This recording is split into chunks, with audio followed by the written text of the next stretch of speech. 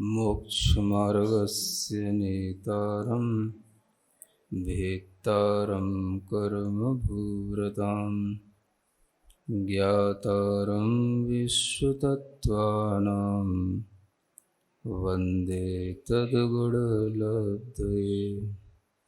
देवादिदेव आदिम तीर्थंकर श्री ऋषभनाथ भगवान की, वर्तमान शासन नायक श्री वर्धमान महावीर भगवान की, परम पूज्य आचार्य गुरुवर श्री विद्यासागर जी महाराज जी की।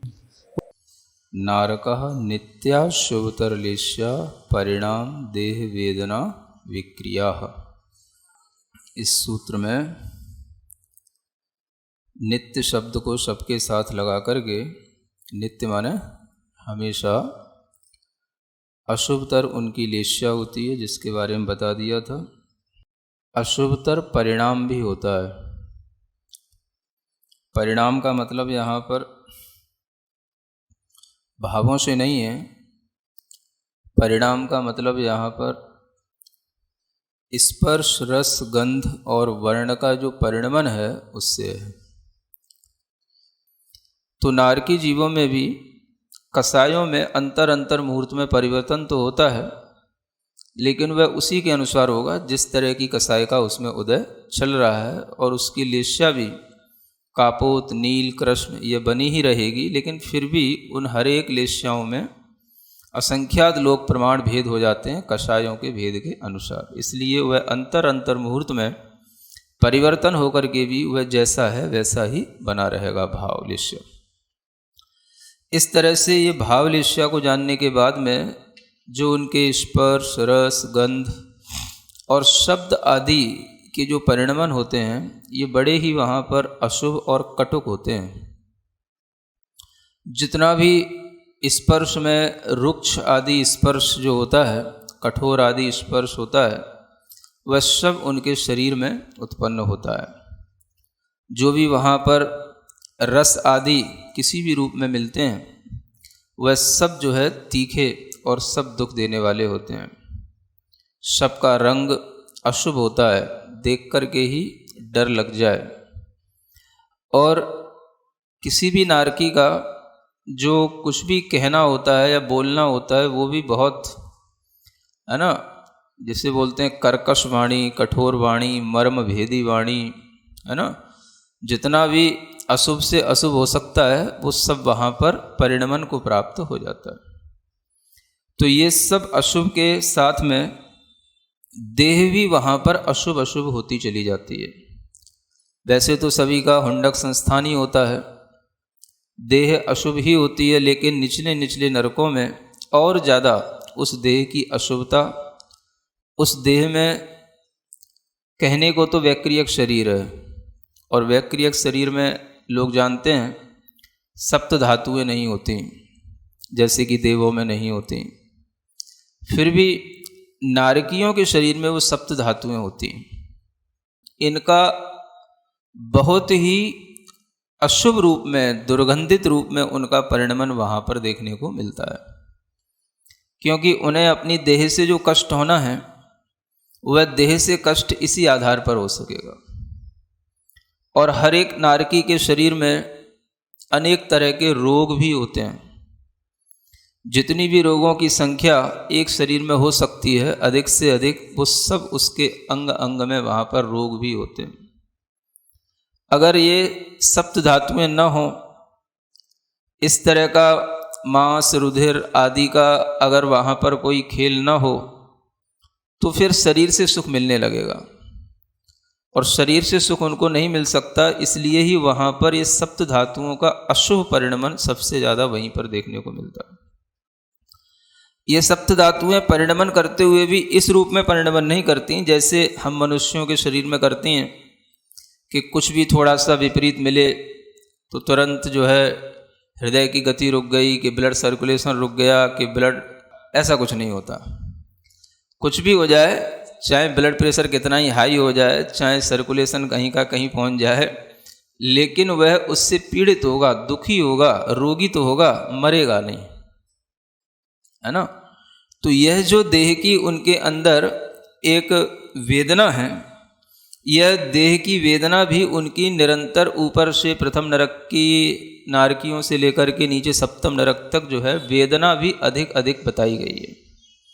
जो शीत उष्ण आदि के रूप में आपको वेदना का कल वर्णन किया था, वह वेदना भी शीत आदि की वेदना सप्तम नरक में सबसे अधिक होती है। इस तरह से उन नारकियों के शरीर भी अशुभतर होते चले जाते हैं, वेदना भी और तीव्र से तीव्र होती चली जाती है, और इनकी जो विक्रिया करने की शक्ति है वह भी अशुभ रूप में हो जाती है। शास्त्रों में एक उल्लेख मिलता है कि इन नारकियों में जो विक्रिया होती है वो विक्रिया वैसे तो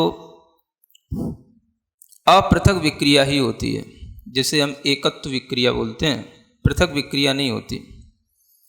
लेकिन यह अपृथक विक्रिया जो है, जो नारकियों में होती है, वह छठवें नरक तक तो अनेक प्रकार के आयुध जो बनते हैं, अस्त्र शस्त्र, भाला, तोमर, इस तरीके की सब चीज़ें वहाँ पर वे नारकी अपने अपने ज्ञान से बना लेते हैं छठवें नरक तक। लेकिन वो सब कौन सी विक्रिया होगी? पृथक रूप में नहीं होगी, वो सब अपृथक विक्रिया होगी। सातवें नरक में नारकियों की इतनी अशुभ विक्रिया होने लग जाती है कि वे ये प्रहरण जो ये आयुध हैं इनको भी नहीं बना सकते हो। इन्हें क्या बोलते हैं? आयुधों को, अस्त्र शस्त्र, इनको भी नहीं बना सकते हो। तो क्या बनते हैं वो वहाँ पर विक्रिया करेंगे। बड़े बड़े जैसे ये गाय वगैरह होती हैं, या कोई 2 इंद्री 3 इंद्री आदि जो जीव होते हैं, उनकी जैसी आकृति होती है, उस रूप में उनकी विक्रिया होती है ना। वहाँ पर वह विक्रिया भी उनकी उसी एकत्व विक्रिया कहलाएगी, अपृथक कहलाएगी। इधर हम जब देवों में देखते हैं तो देवों में भी विक्रिया दोनों प्रकार की होती है ना। मनुष्यों में भी दोनों प्रकार की विक्रिया होती है। केवल तिर्यंचों में ही और नरकों में ये एक प्रकार की विक्रिया होती है, अपृथक विक्रिया। मनुष्यों में भी जो तपरिद्धि इत्यादि से संयुक्त होते हैं, उनमें दोनों प्रकार की विक्रिया होने की संभावना होती है। और जो भवनवासी आदि देव हैं, वहाँ से लेकर के 16 स्वर्ग तक के देव, उनमें भी दोनों प्रकार की विक्रिया होती है। लेकिन जब 16 स्वर्ग के ऊपर जो ग्रैवेक हैं और वहाँ से लेकर के सर्वार सिद्धि तक के देव हैं, उनमें अगर विक्रिया देखी जाती है तो वह एकत्व विक्रिया ही होती है, लेकिन वो प्रशस्त रूप एकत्व विक्रिया होती है ना। एक दिन शायद आपको ध्यान हो, मैंने कहा था कि एकत्व विक्रिया दोनों प्रकार की होती है ना। लेकिन वह एकत्व विक्रिया पृथक्त्व विक्रिया से अगर हम अशुभ के रूप में देखेंगे तो वो एकत्व विक्रिया जो है अशुभ मानी जाती है, और अगर हम शुभ के रूप में देखें तो वह एकत्व विक्रिया शुभ रूप भी होती है, प्रशस्त रूप भी होती है। तो प्रशस्त रूप एकत्व विक्रिया जो होती है वो ऊपर के देवों में होती है। ग्रैविक आदि के जो देव होंगे वो कोई पृथक विक्रिया नहीं करते, वो जो कुछ भी करेंगे वो सब अपने एकत्व के साथ ही करेंगे। तो इस तरह से जो विक्रियाएं हैं, इनमें देखा जाए तो अपृथक विक्रिया एक तरह से पाप के उदय से ही होती है, लेकिन पुण्य के उदय से भी अप्रशस्त विक्रिया होती है। ये आपको आज एक नई बात बता रहा हूँ, जो कि ऊपर के ग्रैवेक आदि देवों में पाई जाती है। अन्यत्र जो तिर्यंच हैं, नारकी हैं, इनमें अप्रशस्त रूप ही विक्रिया होती है। इस कारण से यह विक्रिया उनके लिए एक तरह से बहुत ज़्यादा सुख देने वाली नहीं होती है। तो इस तरह से इनकी जो नारकियों की विक्रिया देने का, करने का जो भाव है, वो भी अशुभ इसलिए भी बताया गया है कि ये अगर कुछ शुभ करना भी चाहें तो कर नहीं पाते हैं। सोच भी लें हम अच्छा करें, समझ आ रहा है? ये सोच भी लें, अच्छा करने की कोशिश भी करें तो भी नहीं कर पाएंगे। क्यों नहीं कर पाएंगे? क्योंकि उन्हें उस तरीके की शक्ति मिली ही नहीं है द्रव्य क्षेत्र काल भाव से। ये भाव प्रत्यय है, तो उनके लिए अशुभ ही विक्रिया होना है। वे शुभ करने की इच्छा भी करेंगे तो भी अशुभ ही करेंगे। वे हमेशा अगर कुछ बनेंगे तो बाण भाला वगैरह ही बनेंगे और कुछ ना बनेंगे, किसी के लिए अच्छा नहीं कर सकते हैं। ये सब नारकियों के अंदर की जो अशुभता है वो उनके अपने अशुभ असाता वेदनी कर्म के तीव्र उदय के कारण से भी होती है। अब वेदना होगी तो वेदना का मुख्य कारण तो भीतर अंतरंग में जो दुख उत्पन्न करने वाला है वो हमारा कर्म है, जिसके कारण से हमेशा दुख रूप, क्लेश रूप, संक्लेश रूप परिणाम बना रहेगा। तो असाता का तीव्र उदय ये नारकियों में ही फलित होता है। इस तरह से ये नारकियों की जो अशुभता है वो यहाँ पर आपको ऊपर से लेके निचले सप्तम नरक तक सभी में जान लेनी चाहिए। आगे आचार्य कहते हैं परस्परो दीरित दुखाह। अब ये नारकी जीव जो होते हैं वो परस्पर में एक दूसरे के दुख को उदीरित करते हैं। उदीरित करने का मतलब उदीरना करना है ना। उदीरित करने का मतलब आप समझ सकते हो कि क्या करना, एक दूसरे को उकसाना। अगर किसी का दुख है तो एक तो दुख है सो है ही, और एक उसके दुख को और बढ़ा देना है ना। तो ये सब एक दूसरे के दुख को बढ़ाते रहते हैं। अब सबके पास में अवधि ज्ञान तो होता ही है, और जो मिथ्या दृष्टि है उनमें विभंग ज्ञान ही होगा।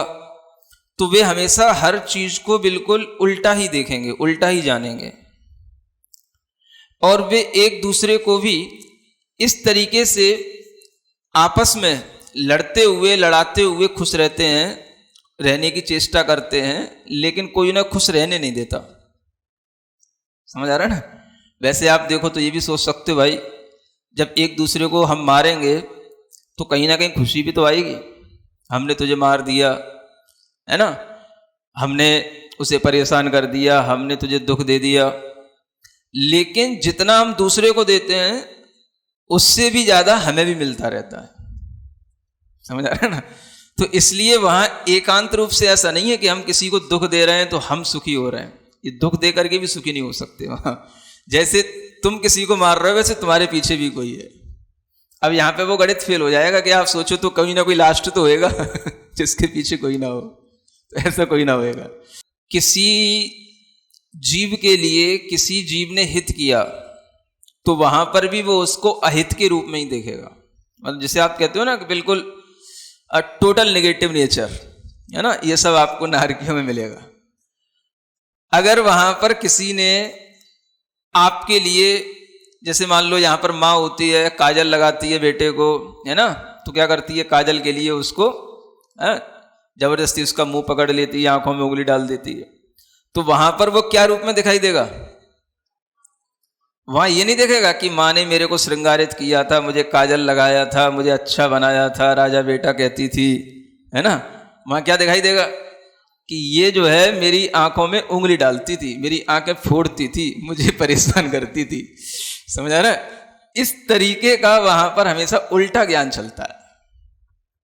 और जो लोग एक दूसरे को देख करके एक दूसरे को याद भी दिलाते रहते हैं और एक दूसरे को लड़ाते भी रहते हैं। तो एक तो दुख ये है कि भाई चलो अपना दुख हम भोग रहे हैं है ना, जैसी भी गर्मी सर्दी है सब भोग रहे हैं, जैसा भी वातावरण है, भूख प्यास है, वो भी वेदना है।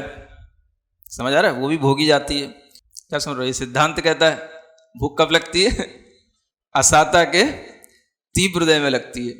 तो असाता का तीव्र उदय अगर है तो देखो नारकियों में तो और तीव्र उदय है। मनुष्यों में भी अगर भूख है तो वो असाता के उदय में ही होती है, असाता की उदीरणा पे ही होती है। तो नारकियों में तो तीव्र असाता का उदय। अब वहां पर इतनी भूख, कितनी प्यास, 3 लोग को नाच चुकाए। समझ आ रहा है, इतनी भूख रहती है कि 3 लोग का पूरा अनाज मिल जाए, वो भी सब खा लिया जाए तो भी भूख ना मिटे, लेकिन खाने के लिए एक कण भी नहीं मिलता। मिट्टी मिलेगी और वो मिट्टी भी जैसे ही मुंह में डाली जाएगी वो इतनी तीखी होती है कि वो जो है बिल्कुल मरण करा दे। सर लिखते हैं कि अगर उसका एक कण भी यहां पर आ जाए तो योजनों तक के जीव मर जाए। इतनी तीखी, इतनी जहरीली मिट्टी होती है ना। तो खाने के लिए उन्हें ले दे करके वो मिट्टी खानी पड़ती है। अगर उसको मुंह में रख लेते हैं तो जल जाते हैं, मर जाते हैं, बार बार पीड़ा को प्राप्त हो जाते हैं, लेकिन मर के भी मर नहीं पाते हैं। प्यास लगती है, तीव्र प्यास है। अब आप समझो कि जहाँ पर भट्टी जल रही हो और उसके आसपास भी अगर आपको बिठा दिया जाए और एक बूंद पानी की ना मिले तो आपकी तड़फन क्या होगी, है ना। और वो उस भट्टी में ही बैठे हुए हैं और उनके लिए किसी भी तरीका का दूर दूर तक कोई भी जल नहीं दिखाई देता। और जल के नाम पर वहाँ एक नदी बहती है जिसे वैतरणी नदी कहा जाता है। दूर से दिखता है कि चलो नदी है, जाते हैं उसमें। जैसे ही जाते हैं तो वो नदी में भी तमाम पीव, रक्त, जो अत्यंत दुर्गंधित पदार्थ होते हैं शरीर के, वो सब उस नदी में बहा करते हैं। तो उसमें भी जाकर के वो बिल्कुल उनका शरीर छार छार हो जाता है, इतना खार खार हो जाता है कि शरीर के टुकड़े टुकड़े हो जाते हैं। फिर वहाँ से निकल के भागते हैं। इसी तरीके से वह दौड़ भाग करते रहते हैं। शांति के नाम पर अगर उन्हें कहीं कुछ दूर तक दिखाई भी दे कि चलो किसी वृक्ष के नीचे बैठ लेंगे थोड़ी देर, वहाँ वृक्ष दिखाई दे रहा है, समझ आ रहा है, तो एक तो दौड़ते दौड़ते वहाँ गए और वहाँ पहुँचे, उसी वृक्ष के नीचे बैठे। तो ऊपर से वो नारकी जीव उन वृक्ष के पत्तों में ही तलवारें बन बन करके उसके ऊपर गिर के उसको फाड़ डालता है। कहीं भी उन नरकों में क्षण भर के लिए शांति और सुख नहीं होता है। इस तरह की अशुभ वेदनाएं, विक्रियाएं तो होती हैं।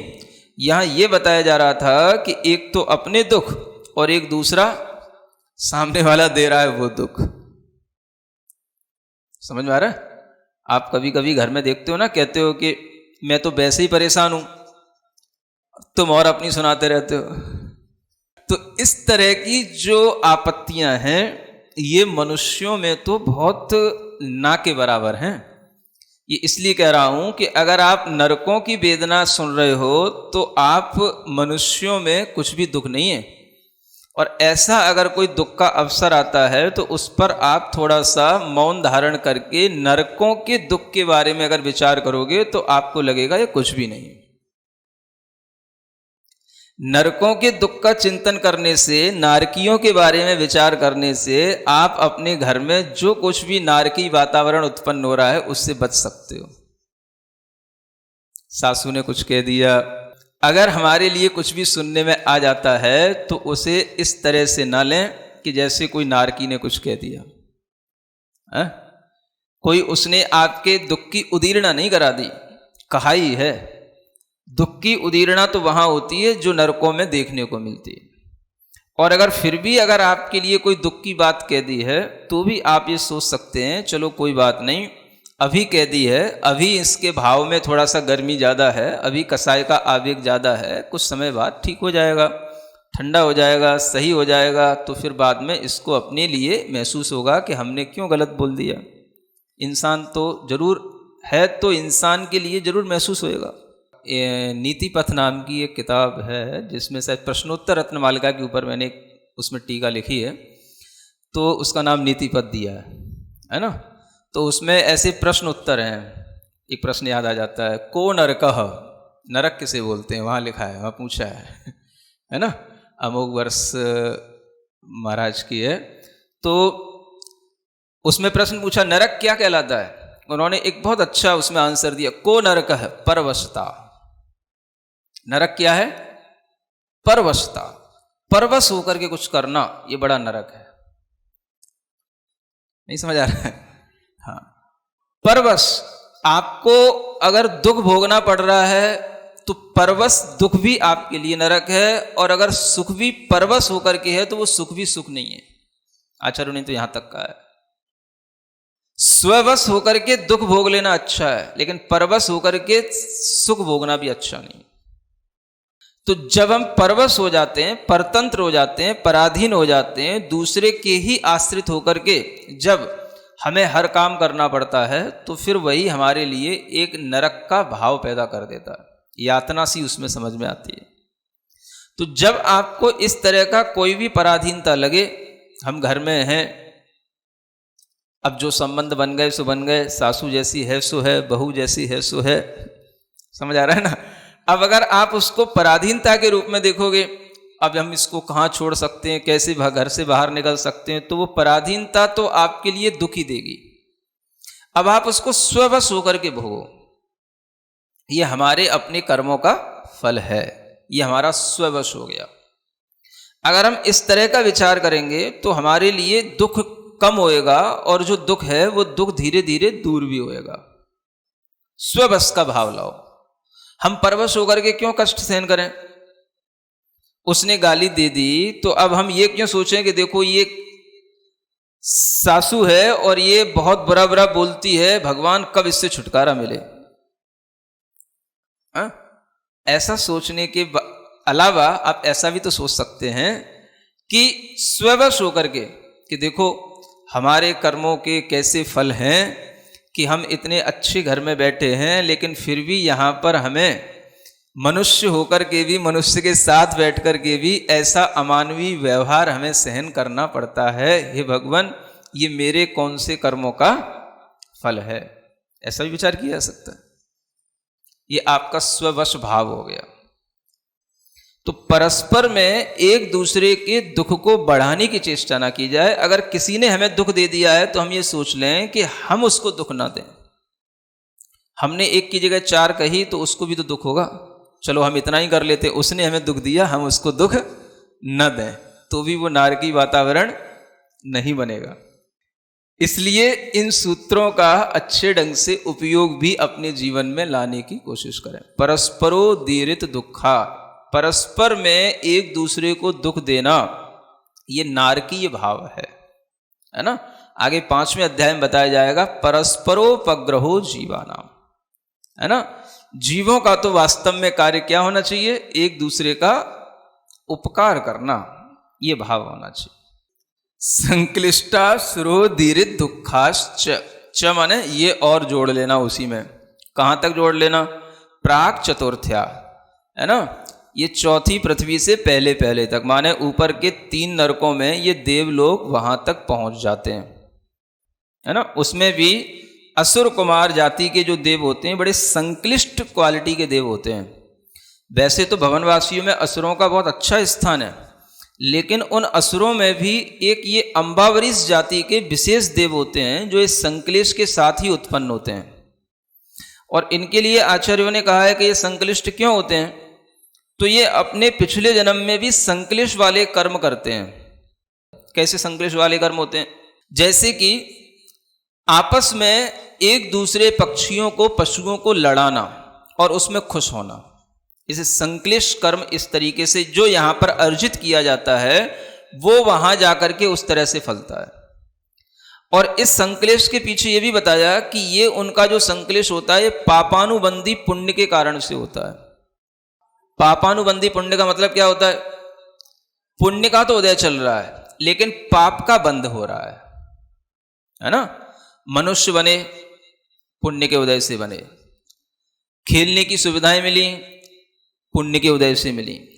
जो भी पशु पक्षी, भैंसों को भैंसों से लड़ाना, बकरों को लड़ाना, है ना, तो ये सब खेलों का आयोजन करना, पैसा कमाना, इससे लोगों को आकर्षित करना, ये सब होता है। अब ये देव क्यों बन गए आप ये भी पूछ सकते हो, है ना। तो ये पाप और पुण्य का बड़ा मिक्स खेल चलता रहता है। पाप अर्जित किया तो पाप का फल भी मिलेगा, और कहीं देवायु के योग्य कोई लिस्या हो गई, है ना, देवायु के योग्य कोई परिणाम हो गए तो देवायु का भी बंद कर लिया। लेकिन देवों में इस तरीके के अब ये पुण्य का जो देवायु थी उसके साथ में पाप का ये फल फलेगा। तो ये असुर कुमार के देव आप जानते ही हैं कहाँ रहते हैं, जो इस अधोलोक में पहली जो रत्न प्रभा पृथ्वी है उसमें 3 भाग हैं, खर भाग, पंक भाग और अबहुल भाग। सुना है?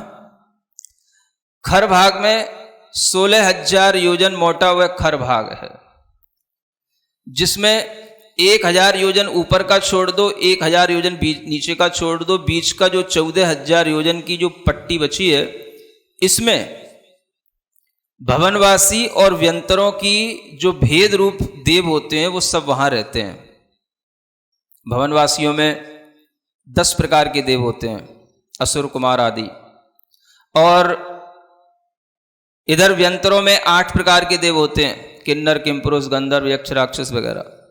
ये सभी में से केवल असुर कुमारों को छोड़ दो भवनवासी देवों में, और व्यंतरों में छोड़ दो राक्षस जाति के देवों को। यानी 10 प्रकार के भवनवासियों में से 9 प्रकार के भवनवासी और 8 प्रकार के व्यंतरों में से 7 प्रकार के व्यंतर देव। ये सब कहाँ मिलेंगे? ये सब आपको खर पृथ्वी में इनके आवास बने हुए मिलेंगे, है ना। भवनवासी देवों के ये सब देव, सभी प्रकार की फैकल्टी वाले, ये सब इसी खर पृथ्वी के इस भाग में रहते हैं, और इनका रहना बहुत लंबे लंबे दूरियों तक रहता है।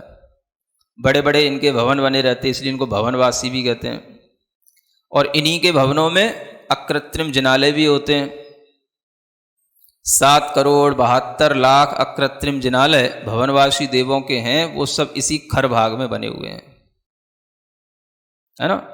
व्यंतर देवों के तो असंख्यात स्थान होते हैं, असंख्यात जिनालय होते हैं व्यंतर देवों के। तो वो पूरे द्वीप समुद्रों में फैले हुए रहते हैं, लेकिन वे द्वीप समुद्रों में ऊपर भी होते हैं और इन खर भाग में अंदर भी होते हैं।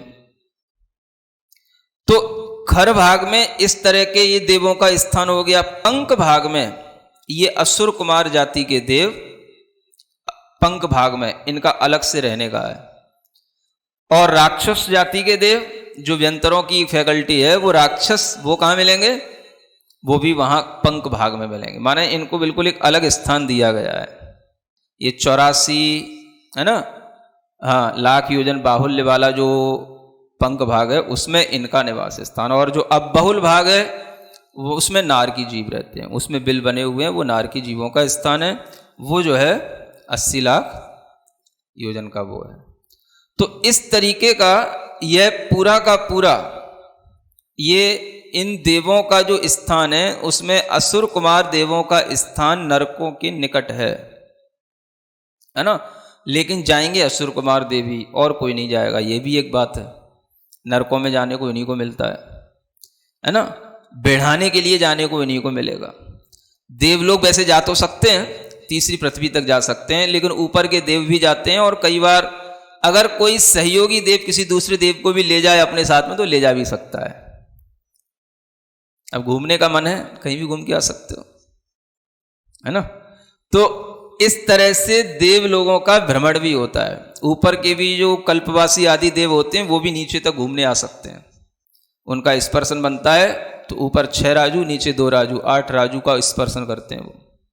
इतना ये भी जानना कि इन नरकों में जो उत्पन्न होने वाले जीव होते हैं वो कौन होते हैं। तो असंगी पंचेंद्रीय जीव भी पहले नरक तक जा सकता है ना। बाकी तो कोई भी जा सकता है, जो पंचेंद्रीय त्रियंच या मनुष्य हैं वही नरकों में उत्पन्न होते हैं। तो असंगी की भी उत्पत्ति पहले नरक तक बताइए। दूसरे नरक तक एक सरीसृप जाति के जो जीव होते हैं, है ना, सरीसृप बोलते हैं ना, जो ये हाँ अपने ही शरीर से बिल्कुल घिसट घिसट के चलते हैं, सरक सरक के चलते हैं, है ना। ये जो जीव होते हैं, इनमें भी जो हिंसक जीव होते हैं, ये भी जो है मर करके दूसरे नरक तक जा सकते हैं। इतने इनके अंदर पाप कर्म का बंद हो सकता है, आयु आदि का बंद हो सकता है कि दूसरे नरक के नारकी बन सकते हैं। ठीक है ना। जो पक्षी होते हैं वो तीसरे नरक तक जा सकते हैं, है ना। पक्षियों में भी जो मांसाहारी पक्षी होते हैं ना, बड़े बड़े बाज, चील वगैरह, ये सब, तो ये ऐसे पक्षी भी। और जो भुजग होते हैं, सर्प वगैरह, बड़े बड़े अजगर वगैरह, ये सब भी ये चौथे नरक तक जा सकते हैं। समझ में आ रहा है। 5वें नरक तक सिंह जो होता है ना, सिंह जैसे और भी जीव जो ये मांसाहारी होते हैं, बड़े क्रूर होते हैं, ये 5वें नरक तक जा सकते हैं। और जो स्त्री होती है ये 6वें नरक तक जा सकती है, इसके आगे नहीं जाती है। समझ आ रहा है ना। लेकिन जो पुरुष है वो 7वें नरक तक भी जा सकता है। अब आप समझ लो कि पाप कमाने का किन जीवों में किस तरीके का भाव कितना तीव्रता तक हो सकता है ना। लेकिन अच्छी बात यह है कि 7वें नरक में तो वर्तमान में कोई भी नहीं जा सकता, है ना। 6वें 7वें नरक में कोई नहीं जाएगा, क्योंकि उसके लिए सेनन भी चाहिए पड़ता है, इतना पाप करने का थोड़ा भीतर शक्ति भी चाहिए पड़ती है ना। लेकिन उन नरकों में उत्पत्ति का ये जो क्रम है ऐसे जानना।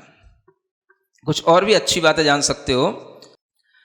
पहले नरक में कोई भी जीव उत्पन्न होता है, अब भावों के अनुसार देखें, गुणस्थानों के अनुसार, तो मिथ्यात्व के साथ भी उत्पन्न हो सकता है ना। मिथ्या दृष्टि भी होगा, मिथ्यात्व के साथ उत्पन्न होगा। तो जरूरी नहीं कि जो जीव मिथ्यात्व के साथ उत्पन्न हुआ है वो मिथ्यात्व के साथ ही नरक से बाहर निकले। नरक में जाने के बाद में वह सम्यक्त्व भी धारण कर सकता है। तो मिथ्यात्व के साथ प्रवेश किया हुआ नारकी जीव, है ना, पहले नरक में मिथ्यात्व के साथ भी निकल सकता है। सासादन सम्यक दर्शन माने दूसरे गुणस्थान के साथ भी वहां से निकल सकता है, और चौथे गुणस्थान सम्यक्त्व के साथ भी वहां से निकल सकता है। आ रहा समझ में? ऐसे ही अगर मान लो सम्यक दृष्टि जीव होते हैं, छायक सम्यक दृष्टि है, पहले नरक में जाते हैं, तो जो छायक सम्यक दर्शन के साथ गया है तो वो तो निकलते समय भी छायक सम्यक दृष्टि रहेगा, तो उसका तो ये नियम हो गया। बाकी के दूसरे से लेकर के 6वें नरक तक के जीवों में कोई भी जीव होगा तो मिथ्यात्व के साथ ही जाएगा, है ना। लेकिन मिथ्यात्व के साथ गया हुआ जीव मिथ्यात्व के साथ भी निकल सकता है, दूसरा गुणस्थान सासादन सम्यक्त्व के साथ भी निकल सकता है, और चौथा गुणस्थान प्राप्त करके सम्यक दर्शन के साथ भी निकल सकता है। समझ आ रहा है? मतलब कि इन तीनों गुणस्थानों के साथ दूसरे से 6वें नरक से निकला जा सकता है, लेकिन प्रवेश किससे होगा? तो मिथ्यात्व के साथ ही होगा, है ना। और 7वें नरक में तो मिथ्यात्व के साथ ही जीव जाता है और मिथ्यात्व के साथ ही निकलता है, ये नियम होता है। समझ में आ रहा है? एक और नियम निकलने का जो नरकों से होता है कि जैसे मिथ्यात्व के 7वें नरक में जो जीव है वो अगर मृत्यु को प्राप्त होकर के 7वें नरक से निकलता है तो वह मिथ्यात्व के साथ ही निकलेगा, और वो नियम से त्रियंशी बनेगा, मनुष्य नहीं बनेगा। 6वें नरक से निकला हुआ जीव मनुष्य भी बन सकता है, त्रियंश भी बन सकता है ना, और वो सम्यक्त्व भी प्राप्त कर सकता है, लेकिन देश संयम प्राप्त नहीं कर सकेगा। 5वें नरक से निकला हुआ जीव, है ना, संयम प्राप्त कर लेगा, सम्यक दर्शन प्राप्त कर लेगा, और देश संयम भी और सकल संयम, देश संयम प्राप्त कर लेगा। 5वें नरक से निकला हुआ जीव देश संयम तक प्राप्त कर लेगा और सकल संयम भी प्राप्त कर लेगा। लेकिन चौथे नरक से निकला हुआ जीव सकल संयम प्राप्त करके केवल ज्ञान भी प्राप्त कर सकता है। चौथे नरक से निकला हुआ जीव मतलब 5वें नरक से निकला हुआ जीव सकल संयमी बन सकता है। 6वें नरक से निकला हुआ जीव सकल संयमी नहीं बनेगा, महाव्रती नहीं बनेगा। अब आप देख लो, नरक से निकलने के बावजूद भी भावों में इतना संस्कार रहता है कि उस संस्कार का ये प्रभाव है, ये समझना चाहिए। दीर्घ समय तक कहीं रह करके आए हो और वहां से एकदम से मुक्त हुए हो तो आत्मा में उसका संस्कार पड़ा रहता है। 3 नरकों से ऊपर से 3 नरक जो होते हैं, पहले दूसरे तीसरे नरक में, इनमें तीर्थंकर प्रकृति के बंद करके जाने वाले भी जीव होते हैं। तो तीर्थंकर प्रकृति के बंद के साथ वहां से जो भी जीव निकल सकता है, निकलेगा तो तीर्थंकर बन सकता है 3 पृथ्वी तक के। लेकिन एक बहुत अच्छी बात और बड़ी विचित्र बात यह है कि नरकों से निकला हुआ जीव तीर्थंकर तो बनता है, कभी भी चक्रवर्ती, बलदेव, वासुदेव ये सब नहीं बनता। समझ आ रहा है ना? इस तरह से ये नरकों के निकलने की एक जो शाश्वत नियमावली है इसको भी, और जो नरकों में प्रविष्ट होने वाले जीवों के भावों का जो एक सिद्धांत बताया गया वो भी ध्यान में रखने योग्य है। श्वेत्री सप्तदश सप्तदश द्वाविंशति त्रयस्त्रिंशत् सागरोपमा सत्वानाम परा स्थिति। परा स्थिति का मतलब होता है उत्कृष्ट स्थिति, है ना। येषु माने उन पृथ्वियों में क्रम क्रम से 1 सागर की आयु उत्कृष्ट होगी पहली पृथ्वी में, दूसरी में 3, तीसरी में 7 सागर, चौथी में 10 सागर, 5वीं में सप्तदश 17 सागर, 6वीं में 22 सागर और 7वीं पृथ्वी में 33 सागर की उत्कृष्ट आयु होती है। इस तरह से इन पृथ्वियों में नारकियों की जो उत्कृष्ट आयु है वो बताई। जघन्य आयु का वर्णन आगे चौथे अध्याय में आएगा, तब बताया जाएगा। वैसे सर्वजघन्य आयु पहली पृथ्वी में जो नारकियों की होती है वो 10,000 वर्ष की होती है। और आगे आगे के जो नरक हैं, मतलब नीचे नीचे की जो पृथ्वियां हैं, उनमें जिनकी ऊपर उत्कृष्ट है उनकी नीचे जघन्य हो जाती है ना। ये मतलब एक सागर की आयु अगर पहली पृथ्वी में उत्कृष्ट है तो दूसरी पृथ्वी में एक सागर की जघन्य होगी और 3 सागर की उत्कृष्ट होगी। इस तरीके से आगे आगे भी क्रम से जान लेना। सिरिजिणवाणी जग कल्याणी जग जन मदतम मोहरी जणमण हारी गढ़हर हारी जम जरा भव रोग हरी तिथ्य राणम दिव्य झुणिम जो पड़ई सुणई मय्ये धारई राणम सौख मणंतम धरिय सासद मोक्ष पदम पावई सासद मोक्ष पदम पावई।